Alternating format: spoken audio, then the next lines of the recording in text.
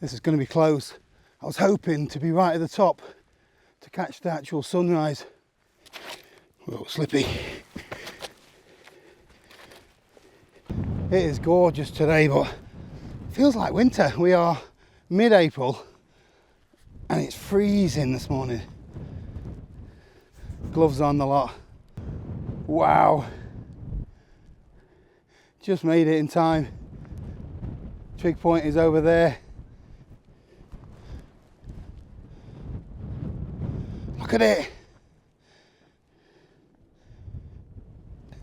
So I've got a busy morning ahead. I've come to bag a couple of Ethels to watch the sunrise, to test out this new camera from Insta360, and then we're gonna have a look around at a 2,500-year-old hill fort, see what that's all about. So this is the first of the Ethels that I'm going to be doing today.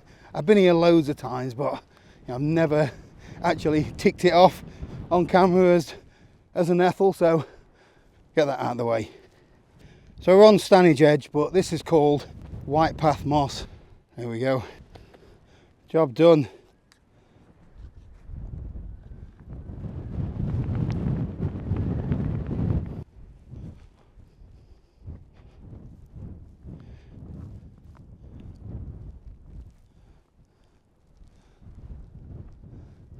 The views from up here are absolutely incredible, and when you've got a sunrise like that, it doesn't get much better.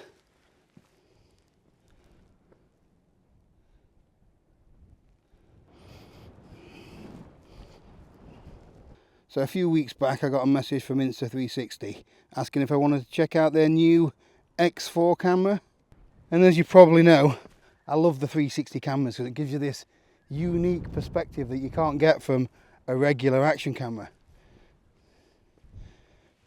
Right, let's go and bag another Ethel, shall we? What a difference half an hour makes. Bit of sunshine and it's warmed up no end. You can get away without the gloves now as well. There's loads of these old millstones laying about. They look good in the back garden, wouldn't they? I bet they take some shifting though. One thing I've never done is bivvied under a cliff face like this. Perfect little spot. Even got a sink for washing up, look. So my previous Insta360 X4 filmed up to 5.7K, and this new X4 is 8K, which is unreal for an action camera. And if you like your slow-mo, it does that 4K 100 frames a second. So the weather lately has been absolutely rotten. We've had bucket loads of rain, Storm Kathleen. I imagine it's going to be a bog fest up here.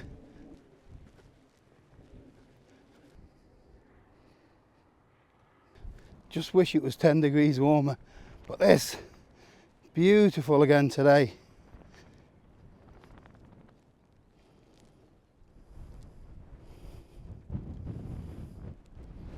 I don't think we're going to go that way.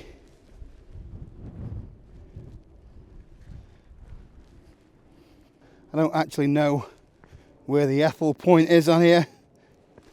There's no trig point or anything like that, so I'll have to get the app out and see if it gives me a bit more information. Right, so I've been switching between two different modes that the X4's got. So it's got single lens mode, where you can just use it like a regular action camera and film in 16:9 or 9:16, depending on which platform you use. And that films in 4K. And I've also been switching to full 360 mode, which uses both lenses. It films literally everywhere. You can move it around on screen to see, to see what you're doing and what have you. But it literally films everything. But a really cool thing about filming in 360 mode is you can just extend your selfie pole, and then in the app or the studio later on, you can just reframe your footage, so you can point the camera in any direction that you want I use 16:9 for YouTube, but it gives you this unique third person view, like you've got a little camera crew with you. Obviously you can sometimes see a little bit where my hand is. You might look a bit daft walking around with a selfie pole. So this is the 3-meter pole. You don't need to have one this big. I just use the regular pole most of the time. And the new sensor means that you're getting some of the best quality footage that you can get from a consumer 360 camera. Anyway, let me know in the comments what you think. Yeah, so you can connect your camera to the app. It's down on my gloves there. And you can use that to frame your shots if you want to and control the camera, but I only really use it for the editing. So all of your files are in there. And this is one of the 360 ones, so you can see all of the footage there. You can, then if you want to, add keyframes, stuff like that. I use 16:9. You can use features like deep track, so you can draw a little box around me, it'll start tracking. Really clever stuff. Then just export your files, 4K 150 bitrate.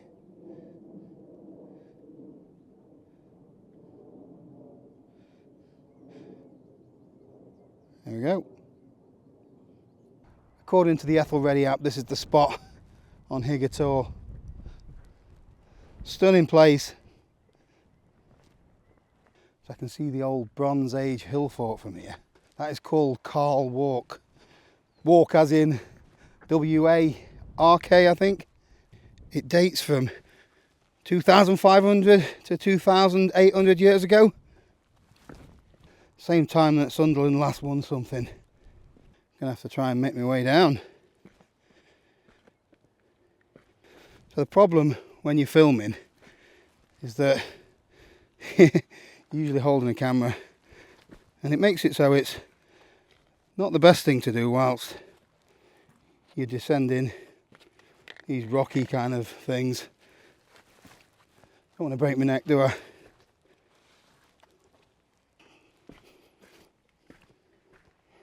You can get some good angles with this camera as well. You can get some clever shots from behind. You can also get some from above. It's a little bit like having a drone. A bit like not wanting to crash your drone. You do need to be careful with these lenses though. You don't want to scratch them.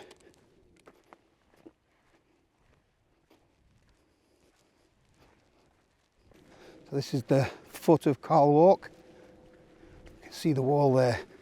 So it's thought to be an Iron Age hill fort. So dates back to 500 to 800 BC. Wow, look at that wall.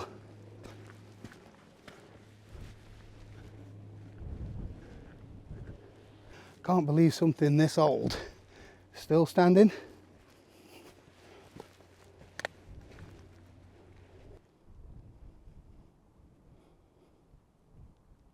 So I had to Google what a rampart is. Apparently that is a defensive wall. They don't make them like they used to. So you would think if they were going to build a fort that they would do it up there on the higher ground of Higator. But these steep natural walls, and with it being a bit smaller, it was easier to defend. So it's out of the reach of missiles and whatever else they used to chuck about in those days. And yeah, with it being a little smaller, easier to keep the neighbours away.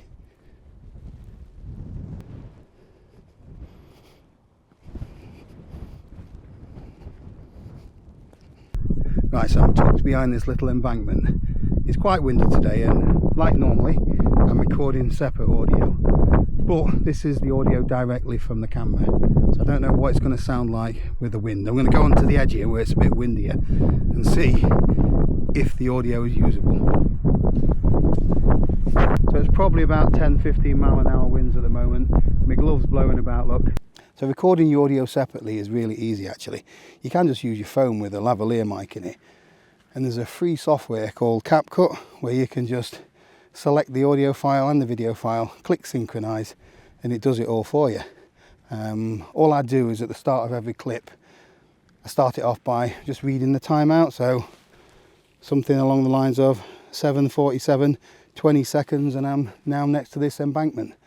And that makes it a lot easier for the software to link the audio files together. I can see why they choose somewhere like this for hill fort. I'd rather be defending myself up here than down there, that's for sure.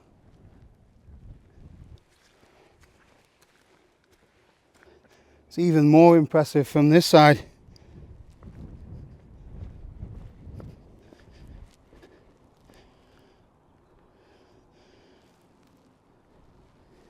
You can see any dangers coming from miles away from up here.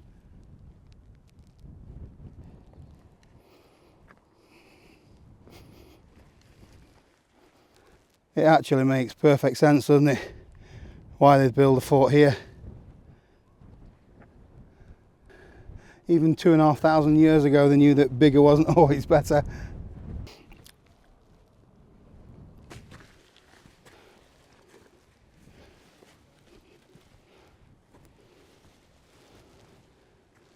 Wow. It's going nowhere, even with a tubby lad like me on it. Maybe bigger is better. From this side in, Higator looks a proper unit, but the slopes are much gentler from the other side. Either way, I'd rather be up the top than down the bottom. So another neat little trick you can do with this camera is you can use it to track you, and that gives you some motion or dynamics to your shot. All you need to do is either stick the camera on a tripod, or as I've done here, wedged it in between a couple of rocks.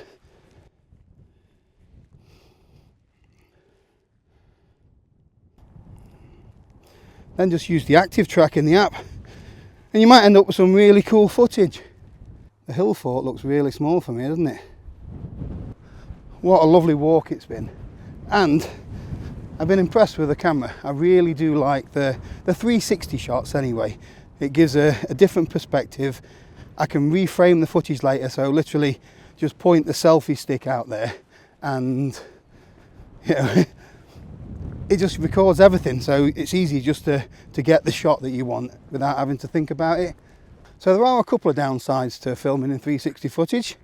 It does take longer to process, so you do need to get the file, put it in either the app or the studio and reframe things, either using the active track or you can use keyframes to set the position and the view of everything that you want. So it does take longer. You're going to need quite a large capacity memory card, and it needs to be a high speed memory card to cope with the 8K footage. And if you just want to film normal 16:9 or 9:16 footage, then you're going to get, I think, a better image from your iPhone or maybe a different camera than this. The single lens mode makes things really easy. It's a great feature to have, but the outstanding feature of a 360 camera is to be able to film everything, reframe it afterwards, remove the selfie stick. That's my thoughts anyway. Let me know in the comments what you think of the reframed third person kind of footage anyway. Almost back at the car, but I will leave some information about both of the Ethels that I've been to today. Also the Carl Walk Hill Fort, locations, all of that kind of stuff. I'll also put a link to the Insta360 X4. Thank you Insta for sending me the camera. You know, I've not been paid, sponsored, anything like that. They asked me if I wanted to test out the camera. I loved the last one, so I'm not going to say no. Anyway, that's it for this one. Thanks for watching. I'll see you next time.